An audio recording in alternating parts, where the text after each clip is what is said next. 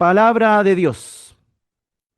Lucas capítulo 21, versículos 29 al 33, que lleva por título, según la versión Reina Valera 1960, la lección de la higuera. Dice la escritura en el nombre del Señor Jesús. Y también les dijo una parábola. Mirad la higuera y todos los árboles. Cuando ya brotan, viéndolo, sabéis por vosotros mismos que el verano está ya cerca. Así también vosotros, cuando veáis que suceden estas cosas, sabed que está cerca el reino de Dios. De cierto os digo que no pasará esta generación hasta que todo esto acontezca.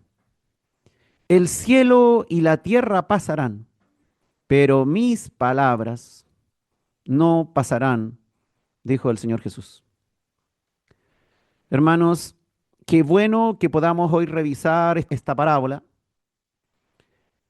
cuando el mundo tiembla por la guerra, por los misiles, por el peligro de usar armamento nuclear, cuando la gente incrédula cree que el planeta Tierra será destruido por el propio hombre, y cuando también, por otra parte, algunos creyentes indoctos ven conflictos bélicos y saltan con sus comentarios que esas guerras son clara señal de que Cristo ya viene. Pero esto no es así, hermanos. Estas no son señales precisas. Las señales son otras, tal cual lo hemos visto en el capítulo 21 de Lucas. Es bueno, hermanos, instruirse en la palabra de Dios, escudriñar las escrituras, oír la voz del Señor Jesús y sus enseñanzas. Los apóstoles judíos, Pedro, Andrés, Juan y Jacobo, recuerden ustedes, le hicieron unas preguntas al Señor Jesús en privado mientras estaba en el Monte de los Olivos, tal como se menciona acá en el capítulo 21 de Lucas. A raíz que el Señor aseguró que el templo de Jerusalén sería totalmente destruido. Ellos preguntaron cuándo serían estas cosas y qué señales habría de su venida. De seguro, este mal anuncio de la destrucción del templo de Jerusalén los había turbado, pues ellos confiaban en Jesús como el Mesías que salvaría a Israel muy prontamente. Y no entendían por qué, cómo y cuándo se producirían estas malas noticias sobre su pueblo. Después de aclararle al Señor algunos puntos con respecto a los acontecimientos previos a su venida y anunciarles persecución y grandes eventos en el sol, la luna, las estrellas y el mar, les contó esta parábola de la higuera para confirmarles que habría claridad en darse cuenta cuándo se irían a producir. Nótese que no sería nada en oculto, sino que sería algo muy evidente, visto por cualquier persona. Me refiero a señales en el sol, la luna, las estrellas y en el mar. Nadie sabe el día ni la hora que el Señor vendrá, pero existirán eventos en los cielos y en el mar muy claros antes de su segunda venida.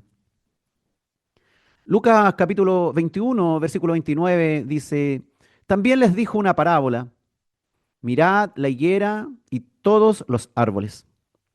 Hermanos, el Señor hablaba en parábolas para revelar verdades semiocultas. Usaba para ellos elementos comunes que ellos conociesen o tuvieran a su alcance y así comprendieran mejor con cosas sencillas de la vida cotidiana. Todos ellos conocían la higuera. Era un árbol común en Medio Oriente.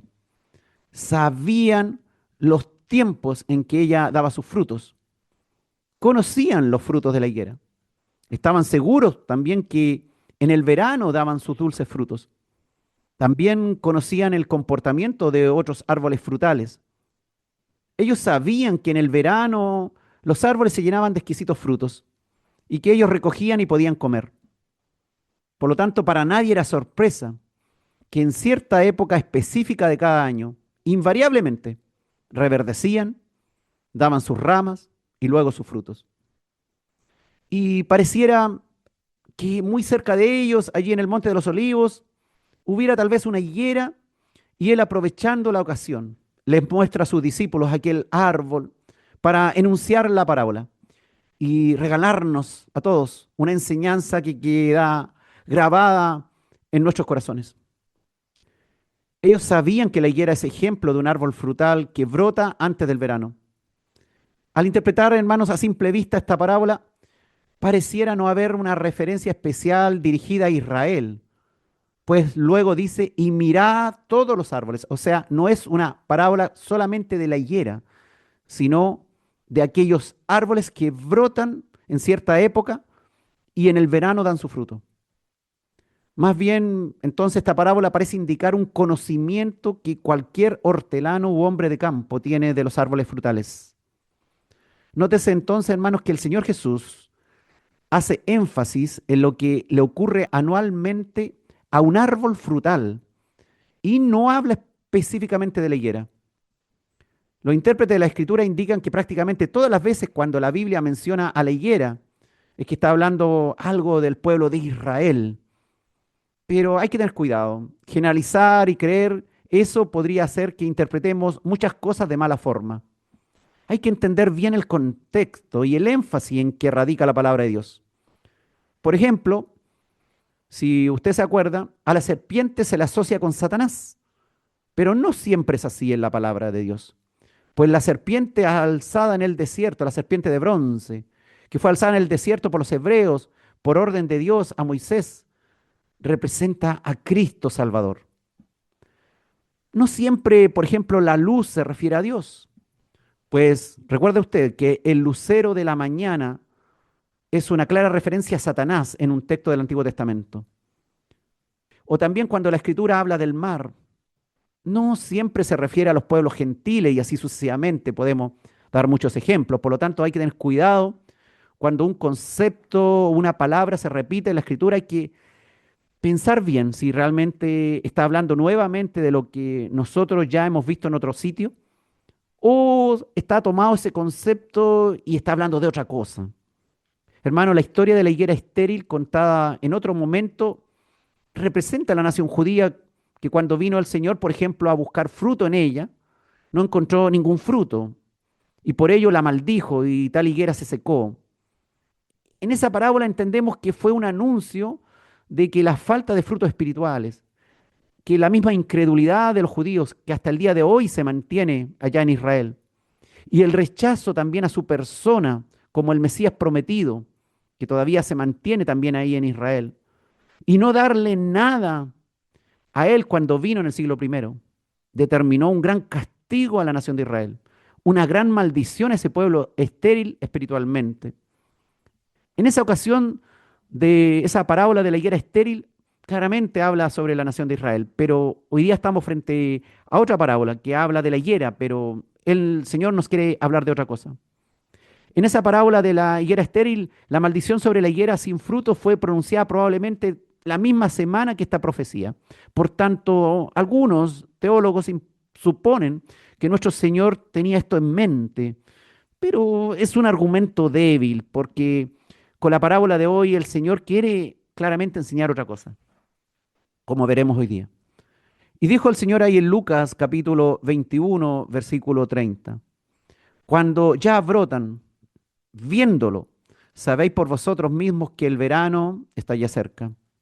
Todos ellos, sin lugar a duda, habían visto brotar algún árbol frutal en su vida. Sabían que esto significaba que muy pronto, en algunas semanas o meses, esos árboles frutales brotados desarrollarían frutos. La idea es que cuando la higuera y otros árboles brotan, fíjense cómo dice acá la escritura, cuando ya brotan en plural, no solamente de la higuera, sino de los árboles en general, el resultado inevitable es que el verano está cerca y los frutos llegarán. Eso es lo que el Señor quiere enseñar. Con la simple observación, hermano, de la naturaleza, estamos seguros de que los árboles que dan su fruto en verano brotan cuando el verano precisamente se acerca. No hay novedad en eso. Observar entonces uno de esos árboles brotados es señal inequívoca que el verano está cerca. Es una señal 100% segura de que el verano ya viene. Es decir, hermano, la naturaleza misma anuncia el verano. Hay señales precisas en ella, tiempo antes que se establezca. El Señor, recuerden ustedes que en la enseñanza anterior nos habló que habrían señales ahí en las estrellas en el sol, la luna y el mar, y las potencias de los cielos serían conmovidas.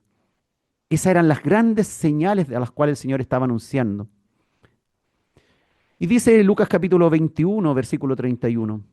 Así también vosotros, cuando veáis que suceden estas cosas, sabed que está cerca el reino de Dios. De manera similar nos dice el Señor, cuando estas señales poderosas sean visibles en el sol, la luna, las estrellas y el mar, que acaba de enunciar en el texto anterior, la venida de Jesús en gloria a este mundo y la llegada del reino de Dios en su plenitud a la tierra inevitablemente se producirá en poco tiempo. Nadie sabrá el día ni la hora exacta, pero cualquier creyente reconocerá el cumplimiento de lo que está anunciado. El Señor está hablando con simpleza. Su razonamiento es lógico. Es fácil saber que el verano está llegando al ver la hoja de la higuera y de otros árboles frutales brotando. Igualmente, sus discípulos podrían ver las señales nombradas por Jesús para saber cuándo estaba cerca, por ejemplo, la destrucción de Jerusalén. Por ejemplo, si Jerusalén era rodeada por ejércitos enemigos, como señaló el Señor, debían huir a los montes cuanto antes de que fuera totalmente arrasada por el enemigo, como enseñó aquí mismo en el Evangelio de Lucas capítulo 21. Asimismo dijo el Señor, cuando vieran grandes señales en los cielos, en el sol, la luna, las estrellas y en el mar, podrían estar 100% seguros de que Él regresaba muy pronto. Por eso que Él dijo, sabed que está cerca el reino de Dios. El acercamiento entonces del reino de Dios era evidente si aquellas señales anunciadas estaban produciéndose. No sería difícil de entender. Al observar estas señales, se sabría con claridad que el reino de Dios ya vendría en su plenitud. Incluso su rey ahora vendría como rey a reinar. Entendemos, hermanos, que el reino de Dios vendría a establecerse en Jerusalén, tal cual ha sido anunciado en otras ocasiones por el Señor. Allí estaba 1000 años en Jerusalén, estaba el trono de David y el hijo de David, el Mesías, el Señor Jesucristo, vendría a poner su trono en aquel lugar. Además, el Señor estaba anunciando que llegaría la salvación a los judíos, porque el tiempo de los gentiles se habría ya acabado cuando el Señor hubiese previamente arrebatado su iglesia, según entendemos a la luz de las escrituras de sus diversos textos que nos hablan de ello. No es solamente Tesalonicenses que nos habla del arrebatamiento, podemos también deducirlo de otros textos. De seguro, hermano, encontrarás variadas interpretaciones, sí, de este texto y de otros, pues hay diferentes corrientes interpretativas, pero hay algo claro. Sea como sea, finalmente la exacta cronología de los acontecimientos. Sabemos que el Señor vendrá pronto y aunque nadie sepa el día ni la hora precisa, existirán señales visibles y comprensibles de su pronta venida. Grandes evidencias en los cielos y en el mar de su inminente regreso. Y dijo el Señor ahí en Lucas capítulo 21, versículo 32. De cierto os digo que no pasará esta generación hasta que todo esto acontezca. Hermanos, la palabra traducida como generación proviene del griego genea, que puede significar varios conceptos. Por ejemplo, genea puede referirse a los descendientes de un ancestro común. Los judíos como pueblo, por ejemplo. En otras palabras, si aceptamos esta acepción, el Señor estaría diciendo, de cierto os digo, que no dejará de existir este pueblo judío hasta que todo esto acontezca. El Señor estaría diciendo que el pueblo judío sobreviviría a todo evento en su contra y verían las señales y serían testigos de su regreso a Jerusalén.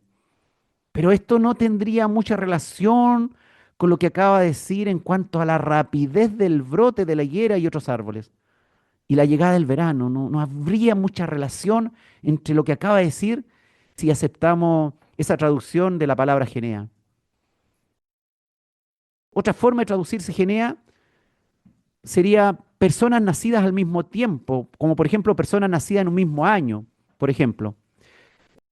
En otras palabras, hermanos, si aceptamos esta acepción, el Señor estaría diciendo, por ejemplo, de cierto os digo que no dejará de existir la generación del año tanto hasta que todo esto acontezca. Entonces, antes que muera el último nacido en aquel año, el reino de Dios ciertamente vendrá y Jesús volverá a la tierra. Así, hermanos, muchos han enlazado la higuera brotando. Eso seguramente usted lo ha escuchado. Con el resurgimiento de la nación de Israel en el año 1948. Y que precisamente la generación de 1948, que ahora esos nacidos de ese año tienen 77 años al año actual. Entonces, según esa interpretación, sería la generación que vería el regreso de Cristo. Es decir, antes que perezca el último nacido del año 1948, Cristo volvería. Pero eso es solo una de las posibles interpretaciones y puede que esté absolutamente errada. Hay una tercera forma de traducir Genea. Puede traducirse como el periodo de tiempo ocupado por dichas personas, es decir, personas que viven en una misma época de diferentes edades, no importa cuándo hayan nacido, pero son la generación actual, todos los nacidos que están vivos actualmente. No siempre significa entonces generación nacida en un mismo año. En otras palabras, si aceptamos esta acepción, el Señor estaría diciendo, de cierto os digo, que no dejará de ser este grupo de personas que viven en esta época hasta que todo esto acontezca. Y esto suena mejor con lo que el Señor acaba de señalar. Es decir, los que estén vivos en aquella época, cuando vean estas señales en los cielos y en el mar, independiente de su edad, verán también la venida de Cristo y del reino de Dios. Por lo tanto, será un suceso rápido en el tiempo cuando vean estas señales. Pronto vendrá el verano, como dice la parábola de la higuera.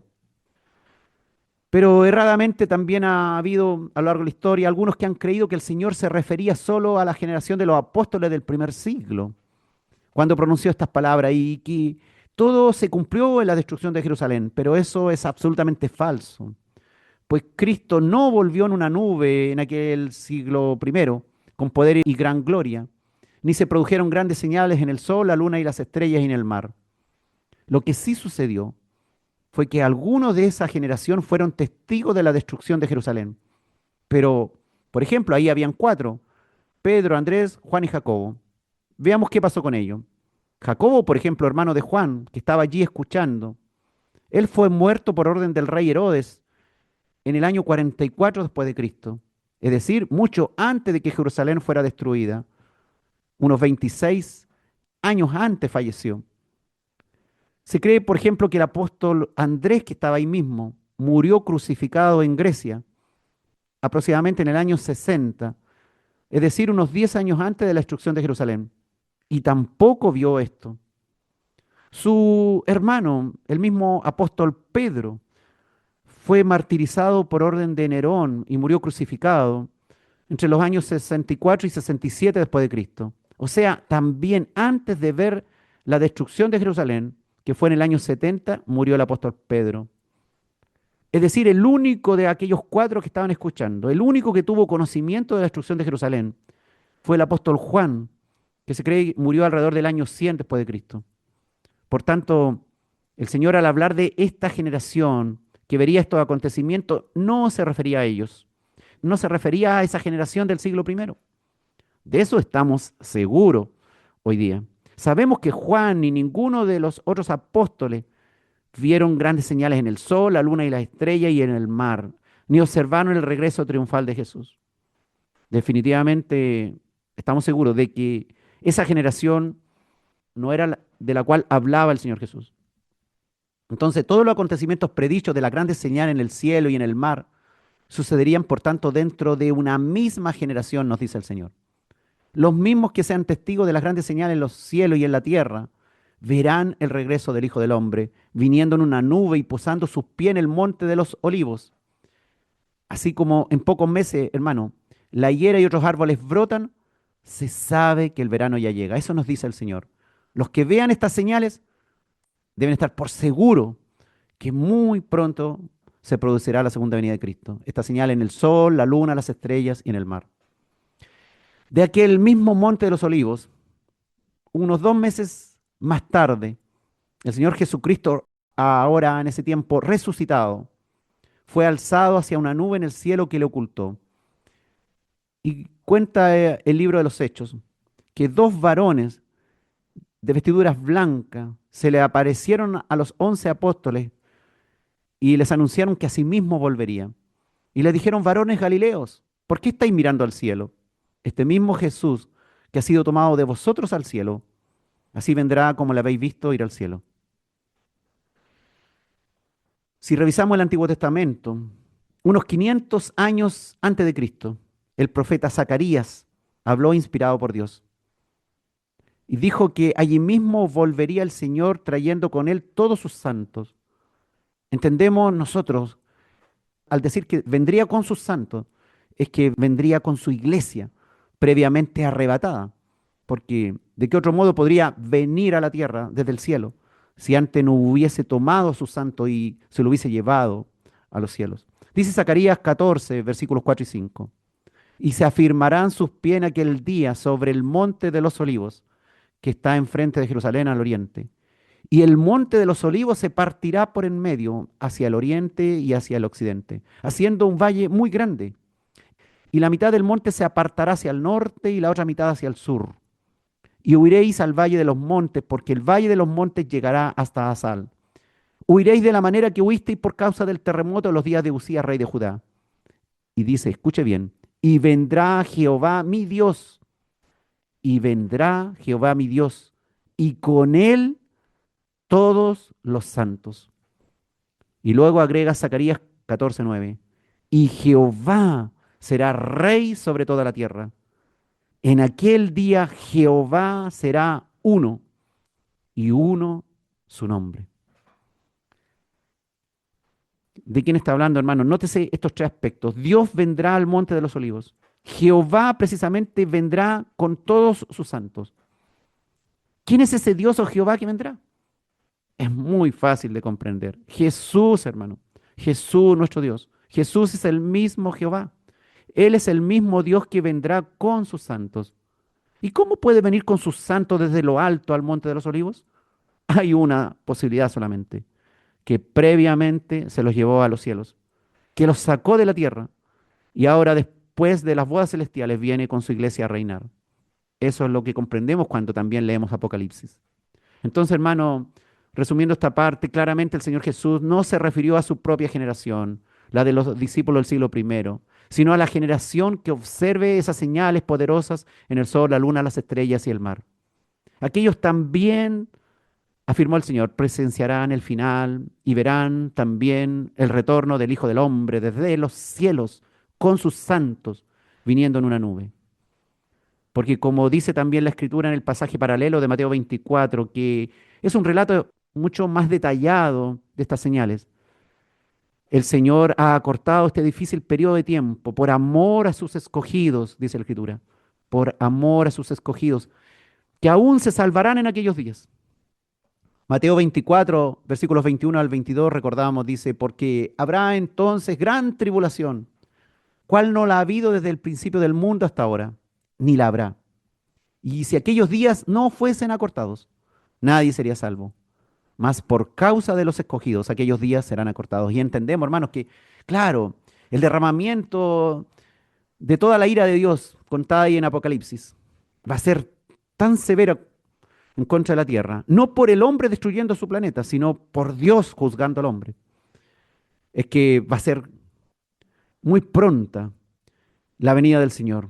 Aquellos días serán acortados por causa de los escogidos, dice el Señor. Refiriéndose tal vez a aquellos 144.000 pertenecientes a las 12 tribus de Israel que debían completarse su número. Apocalipsis 7:4 dice, y oí el número de los sellados, 144.000 sellados de todas las tribus de los hijos de Israel. Hablando, por supuesto, de la nación judía. Ponga atención en lo siguiente, hermano. La parábola no dice que el suceso central es que brote la higuera, sino que sean vistas estas señales y se cumpla el advenimiento del Señor y su reino en un predecible y corto periodo de tiempo. Con esta parábola el Señor promete, entonces, de que no extenderá por un largo periodo de tiempo lo que Jesús denominó la gran tribulación, ahí en Mateo 24, 21. Entonces, por misericordia hacia los escogidos, Él acortará estos días de sufrimiento, por amor a ellos, para que no padezcan tanto, porque si no nadie aguantaría, nadie sería salvo. De tal forma que la misma generación de judíos que presencia estas señales poderosas de Dios, que aparecen detalladamente descritas en el libro Apocalipsis, esa misma generación verá el regreso del Señor. Y finalmente dice el Señor ahí en Lucas capítulo 21, versículo 33, el cielo y la tierra pasarán, pero mis palabras no pasarán, dijo el Señor. La palabra de Dios, hermano, no es fábula, no es cuento, no es mito, no es leyenda. Ella es firme, podemos confiar en ella a ojos cerrados. De hecho, se ha calculado que alrededor de un tercio de la Biblia es profética, es decir, son anuncios que luego se cumplieron. Recordemos, hermanos, que la Biblia fue escrita en un largo periodo de tiempo, de 1600 años, por unos 40 autores diferentes, pero inspirado por uno solo, el Espíritu de Dios, por Cristo. La mayoría, hermanos, no se conoció entre sí, no.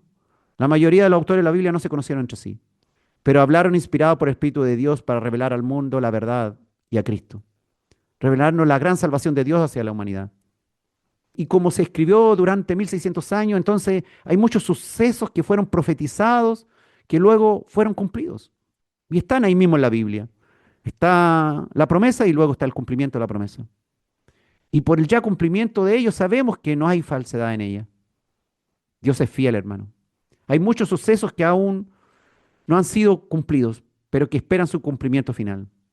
Podemos entonces descansar seguros que la palabra de Dios es fiel y verdadera, porque su autor se llama fiel y verdadero. Recuerden ustedes, hablando del jinete del caballo blanco, dice el apóstol Juan en Apocalipsis 19, del 11 al 13. Entonces vi el cielo abierto, y aquí un caballo blanco, y el que lo montaba se llamaba fiel y verdadero, y con justicia juzga y pelea. Sus ojos eran como llamas de fuego, y había en su cabeza muchas diademas, y tenía un nombre escrito que ninguno conocía sino él mismo. Estaba vestido de una ropa teñida en sangre, gloria al Señor. Y su nombre es el Verbo de Dios. Ese es nuestro Señor. Él es nuestro amado Señor Jesús, que es el fiel y verdadero, el que está hablando, el que nos está contando hoy día esta parábola. Él es nuestro amado Señor Jesús, que es el Verbo que se hizo carne, el Verbo de Dios que se hizo carne, la palabra de Dios, que habitó entre nosotros.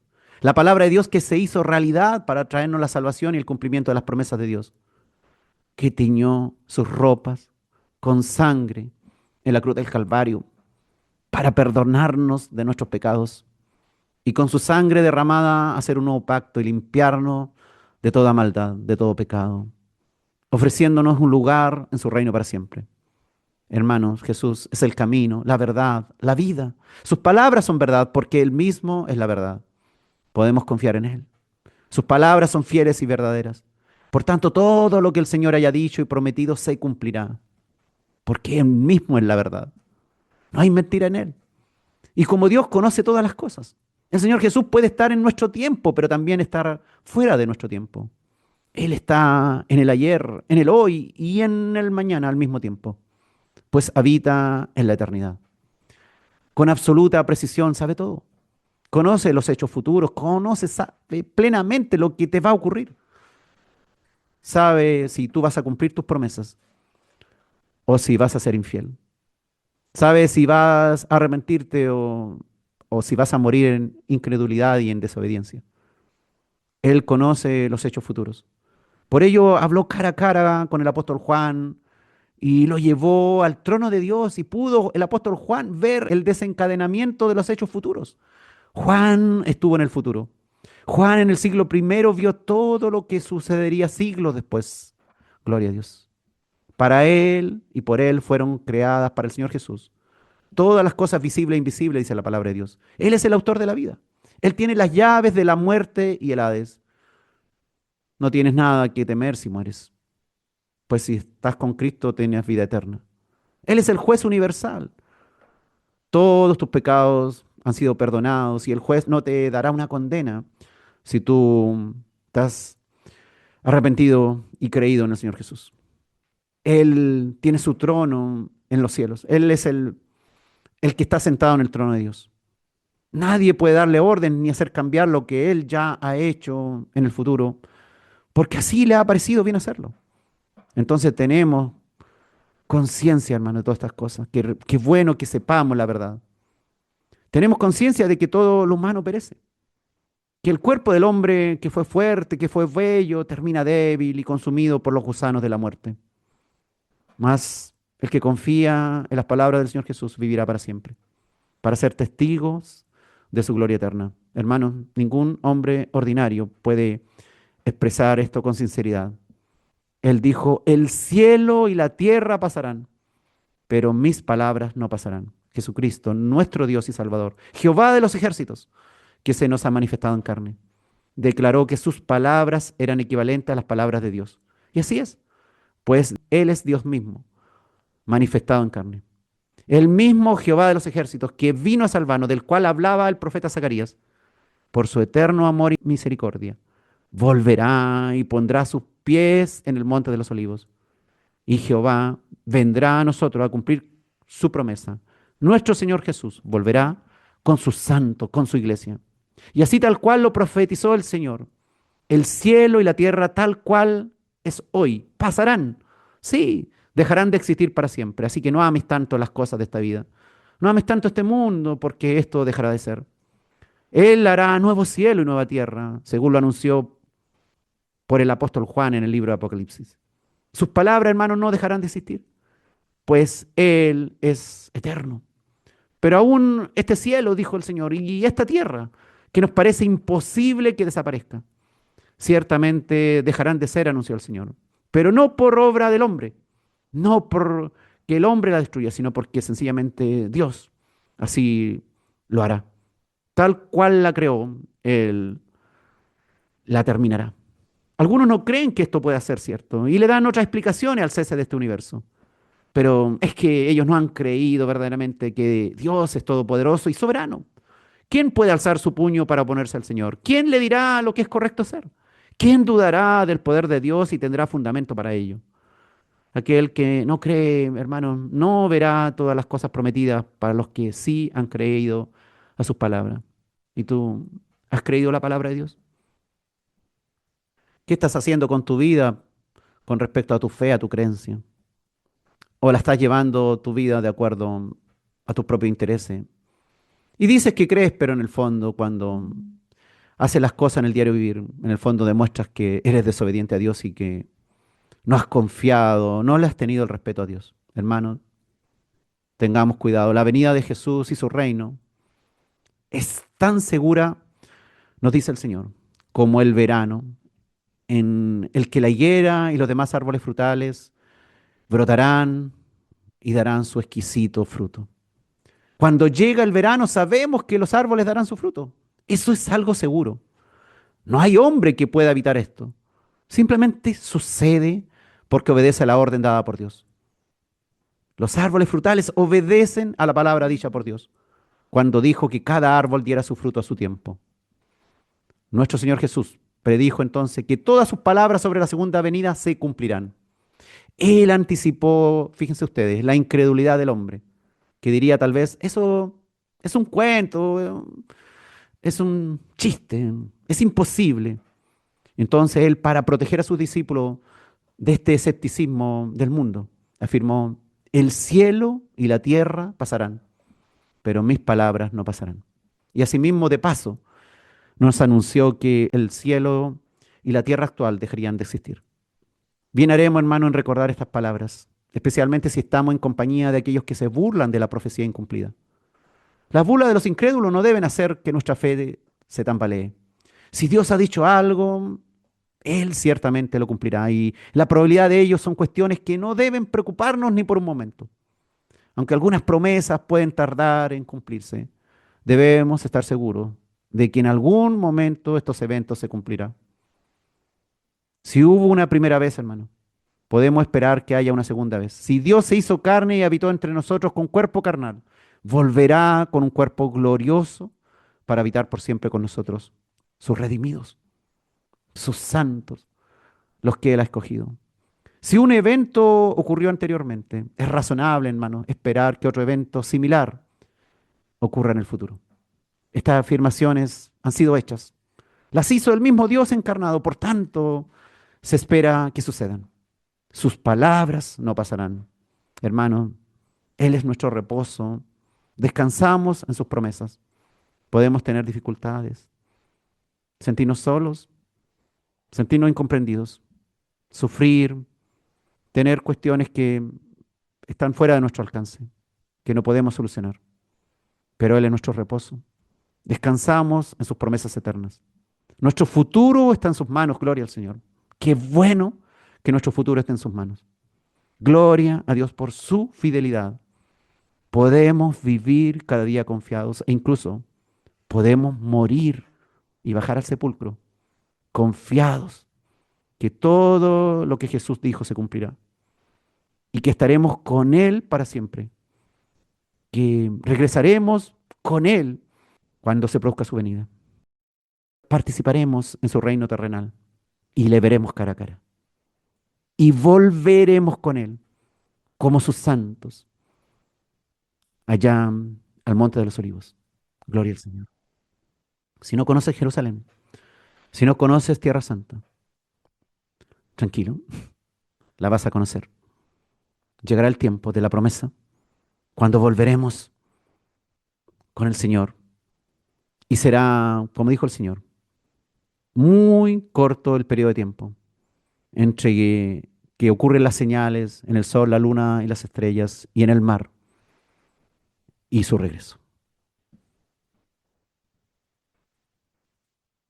Gracias, Padre, porque cuando pasamos por dificultades y hemos sido testigos como personas, por ejemplo, que nos prometieron cosas, hoy día fallan, o ciertas cuestiones ya no funcionan en nuestro cuerpo, estamos enfermos, ciertos sueños que quisimos alcanzar tal vez ya no los alcanzaremos, pero podemos descansar en paz contigo, esperar en tus promesas, sabiendo que seremos testigos de tu regreso. Estaremos contigo, Señor. Señor, ayúdanos a resolver hoy día nuestros conflictos que intentan alejarnos de ti. Esta carne que a veces nos juega en contra. Este mundo que nos atrae y que nos quiere sacar de esa fidelidad que debemos tener hacia ti. De estas huestes espirituales de maldad que obran también, que tratan de sacarnos de nuestro correcto desempeño como hijos de Dios. Señor, esperamos en ti, en tus promesas. Creemos que tú eres fiel y verdadero, que tu palabra es verdad, que todo lo que hay allí se cumplirá para nuestro bien, para tus propósitos, para que el nombre de Jesús sea alabado en los cielos, en la tierra y debajo de la tierra. En el nombre de Cristo Jesús, amén.